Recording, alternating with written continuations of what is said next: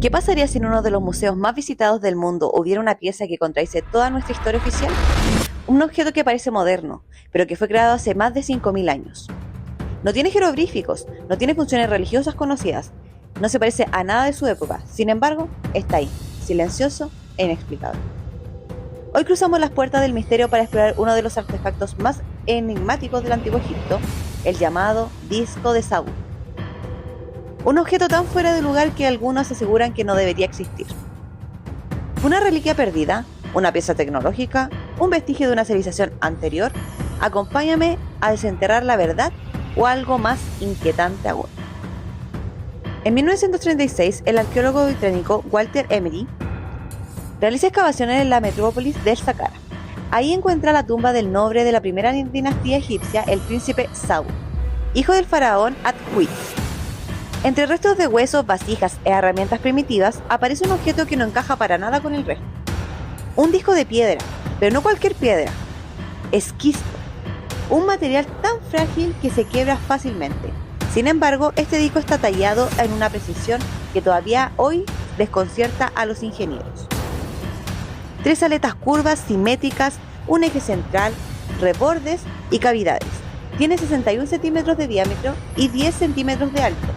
No hay jeroglíficos, no hay símbolos religiosos, pero su forma recuerda a algo que no debería existir en el 3000 a.C., una turbina. ¿Qué hacía ese objeto en la tumba del príncipe de Egipto? ¿Y cómo fue creado con herramientas primitivas? La explicación oficial. Los egiptólogos clásicos intentan encajar el disco de Sabu en las categorías que se conocen como vasija ceremonial, adorno mortuorio, utensilios de ritual. Pero hay varios problemas. No existe otro disco similar en toda la arqueología egipcia. Su forma no corresponde para nada a ningún uso ceremonial conocido.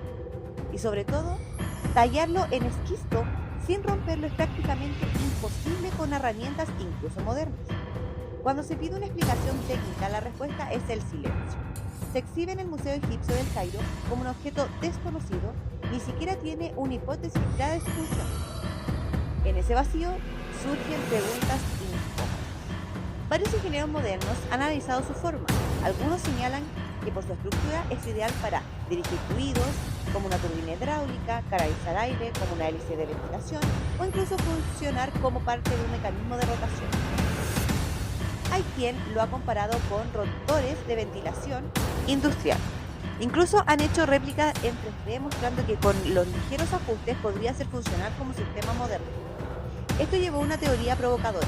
¿Y si el disco de Sabu no fue hecho por los egipcios, sino por una civilización anterior, cuyos conocimientos técnicos fueron heredados o redescubiertos accidentalmente? ¿Y si el príncipe de Sabu no era el creador, sino su custodio? En India, los vimana eran descritos como máquinas voladoras propulsadas por energía y metales desconocidos. En Sumeria, cilindros con formas similares muestran engranajes y objetos como supuesta función técnica. En América, los mayas crearon discos que, al girar, producían vibraciones. ¿Podrían todas estas culturas estar hablando o conservando fragmentos del mismo conocimiento perdido? El disco de Sabu encajaría dentro de la hipótesis global, una civilización madre anterior al Egipto dinástico, que dejó artefactos dispersos por todo el mundo.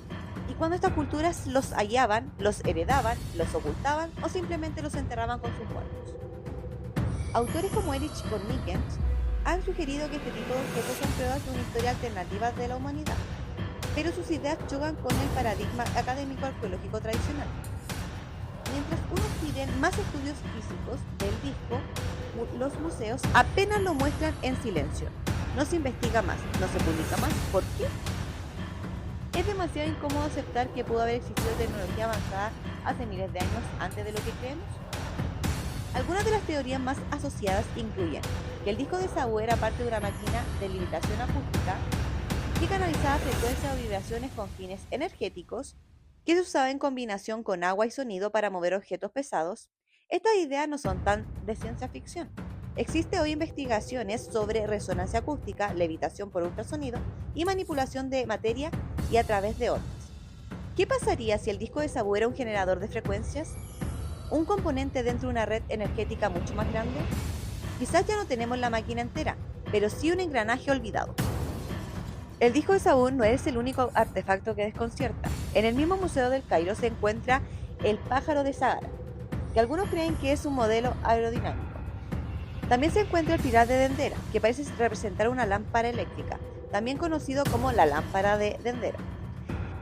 En el mismo museo también podemos ver el jarrón de Sofer, cuyo uso sigue sin explicación. Y en todo el mundo hay objetos así, fuera de contexto, fuera de época, fuera de lugar, fuera de toda lógica. ¿Estamos listos para aceptarlo como algo más que errores? Quizá el disco de Sabu no era una turbina, quizá era un adorno extraño, fruto del azar, de una moda antigua que no entendemos en la actualidad, pero si miramos su forma, su precisión, su contexto, la duda persiste. ¿Y si este disco es una reliquia de una humanidad anterior a la nuestra? ¿Y si no somos los primeros en desarrollar tecnología? Tal vez toda nuestra historia está construida sobre los restos de otras civilizaciones. Tal vez, solo tal vez este disco es un mensaje. Un fragmento de algo que existió antes, que cayó, que fue enterrado y que hoy intenta volver a hablar.